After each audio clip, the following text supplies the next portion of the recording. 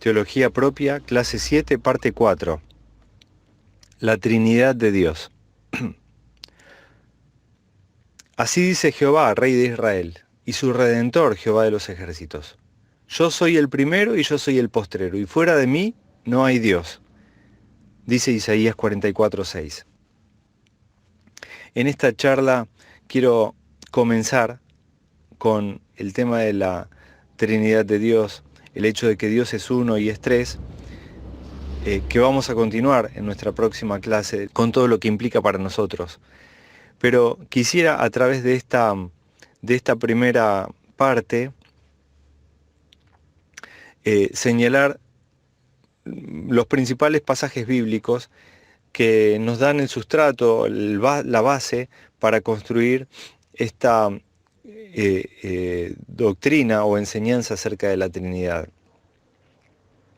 El Antiguo Testamento insiste continuamente en que solo hay un Dios, el Creador, que se ha revelado a sí mismo, a quien se debe adorar y amar de manera exclusiva.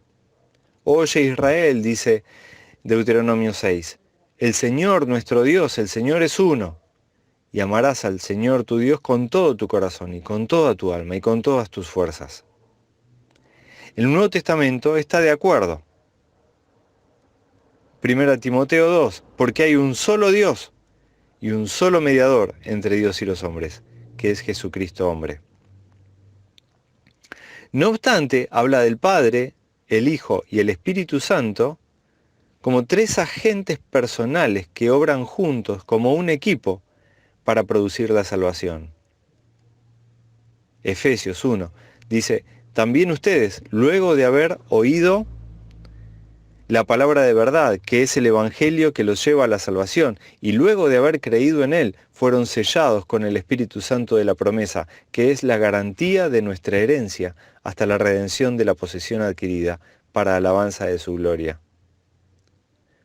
Segunda Tesalonicenses 2:13, pero ahora en Cristo Jesús, ustedes que en otro tiempo estaban lejos, han sido acercados por la sangre de Cristo, porque Él es nuestra paz. 1 Pedro 1, según el propósito de Dios Padre y mediante la santificación del Espíritu, para obedecer a Jesucristo y ser limpiados con su sangre. Así que, en estos pasajes y en muchos otros, como en Romanos 8, vemos cómo esos tres agentes, vamos a llamarlos así por ahora, tres agentes participan juntos produciendo la salvación de las personas.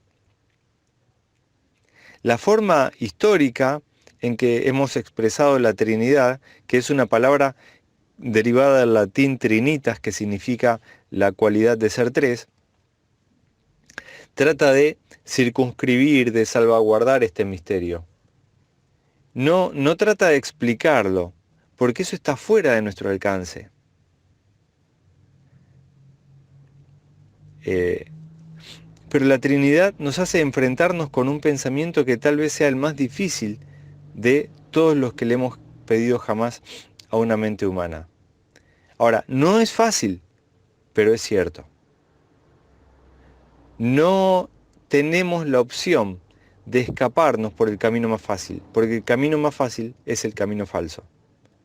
Entonces, tratemos de mantener en mente el mensaje bíblico acerca de cómo es Dios. Esta doctrina surge de los hechos que presentan los historiadores del Nuevo Testamento y de la enseñanza de revelación que, hablando a lo humano, creció a partir de los hechos. Jesús, quien oró a su Padre y les enseñó a los discípulos a hacer lo mismo, los convenció también de que Él era personalmente divino, y la creencia en su divinidad y en que es correcto ofrecerle nuestra adoración y nuestras oraciones es básica dentro de la fe del Nuevo Testamento. Ustedes podrían leer personalmente Juan 20, 28 al 31, junto con Juan 1, 18, Hechos 7, 59, Romanos 9, 5, capítulo 10, 9, Todos pasajes, al igual que 2 Corintios 12, Filipenses 2, Colosenses 1, donde se nos muestra a Jesús como el Dios que es digno de ser adorado. Y él mismo, ese mismo Jesús, prometió enviar otro paráclito, porque él había sido el primero. Y la palabra paráclito describe un ministerio personal con muchas facetas, como la de consejero, abogado, ayudador, consolador, aliado o apoyo. Esa promesa está en Juan capítulo 14 y capítulo 16. Capítulo 15, 14, 15 y 16. Este paráclito, este consolador, ayudador, abogado, consolador, que vino el día de Pentecostés para cumplir con este ministerio prometido, era el Espíritu Santo, reconocido desde el principio como una tercera persona divina. Pedro dijo que mentirle al Espíritu Santo es mentirle a Dios, en el caso de Ananías y Zafira en Hechos capítulo 5.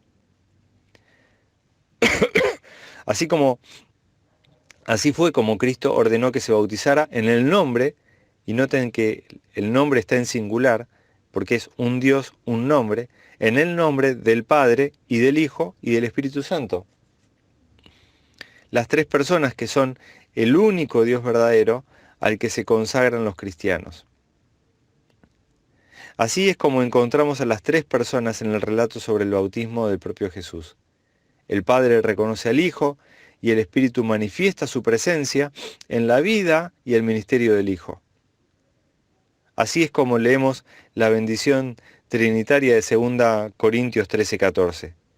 Que la gracia del Señor Jesucristo, el amor de Dios y la comunión del Espíritu Santo sean con todos ustedes. Amén.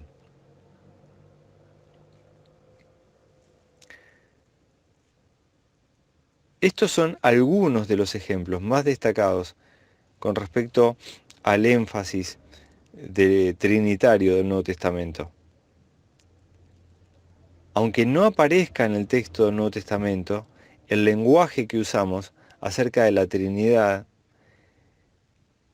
tanto la fe como el pensamiento trinitario están presentes a lo largo de todas sus páginas. Y en ese sentido se debe reconocer la Trinidad como una doctrina bíblica, una verdad eterna acerca de Dios que, aunque no aparece nunca de manera explícita en el Antiguo Testamento, es clara y manifiesta en el Nuevo Testamento. La afirmación básica de esta doctrina es que la unidad del Dios único es compleja. Las tres subsistencias personales, como se les llama, son centros iguales y coeternos de conciencia propia. Cada una de ellas es un yo, en relación con dos que son tú, y cada una de ellas participa de la plenitud de la esencia divina. La sustancia de la divinidad, si nos atrevemos a llamarla así, junta con las otras dos. En otras palabras, hay una esencia o una sustancia que fue la expresión más clásica de llamarlo, y que luego, para que no sonara tan material, se lo cambió por esencia. Entonces, una sustancia, una esencia, que significa que hay un Dios en tres subsistencias, o en tres, como le hemos llamado después, en tres personas. No se trata de tres roles o tres papeles representados por una sola persona. Esto es una simplificación muy común. A esto se lo llama el modalismo, como que hay una sola persona realmente que a veces se comporta como el Padre, o a veces se comporta como el Hijo, y a veces como el Espíritu Santo. Esto es una simplificación que hay que evitar, porque el texto del Nuevo Testamento nos enseña que son tres personas distintas entre ellas. Y tampoco se trata de tres dioses que forman un grupo. Eso sería un triteísmo. El Dios único, Él, es también e igualmente ellos. Y ellos están siempre juntos y siempre cooperan. Por ejemplo, el Padre toma la iniciativa, el Hijo se somete, el Espíritu ejecuta la voluntad de ambos, que es también su propia voluntad. Esta es la verdad acerca de Dios que fue revelada a través de las palabras y las obras de Jesús y que le proporciona una fuerte base a la realidad de la salvación, tal como la presenta el Nuevo Testamento. La importancia práctica de la doctrina de la Trinidad se encuentra en que nos exige prestar igual atención y dar igual honor a las tres personas en la unidad de su ministerio de misericordia hacia nosotros. Ese ministerio es el tema del que trata el Evangelio, que no es posible plantear, tal como lo demuestra la conversación de Jesús con Nicodemo, sin traer a colación sus distintos papeles dentro del plan de la gracia divina.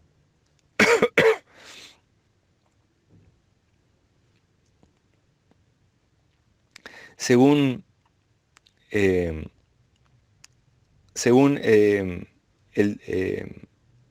lo que nos muestra la historia bíblica es que llegar a comprender la Trinidad de la manera que hoy la entendemos no fue un proceso simple, ni rápido, ni inmediato, ni de total aceptación por parte de la Iglesia. Pero toda la historia comienza con la pregunta: ¿quién fue Jesús? Y ante esta pregunta empiezan a surgir respuestas, propuestas. ¿Quién fue Jesús? ¿Quién fue ese hombre que vivió entre nosotros, que murió, que resucitó? ¿Quién fue? ¿Cuál es su identidad? A partir de esta pregunta empiezan a formularse distintas propuestas. Y las primeras propuestas no concordaron con el sentimiento, con la idea general de la Iglesia cristiana, y por eso fueron señaladas como errores. Hacia eso nos vamos a dedicar en la próxima clase, en la primera parte, a señalar cuáles fueron los errores históricos que surgieron, porque a partir de esos errores fue como hemos ido construyendo y refinando y mejorando y discutiendo y charlando y conversando y puliendo nuestra idea acerca de Dios. Así que los invito a seguir escuchando estas clases, esperando que tanto esta clase que concluye ahora, como la próxima clase que se va a centrar completamente en la Trinidad y en cómo puede ser vivida por nosotros la enseñanza de que Dios es tres y es uno, transformen nuestra vida, que nos bendigan. Así que les mando un abrazo grande, que tengan una semana muy bendecida.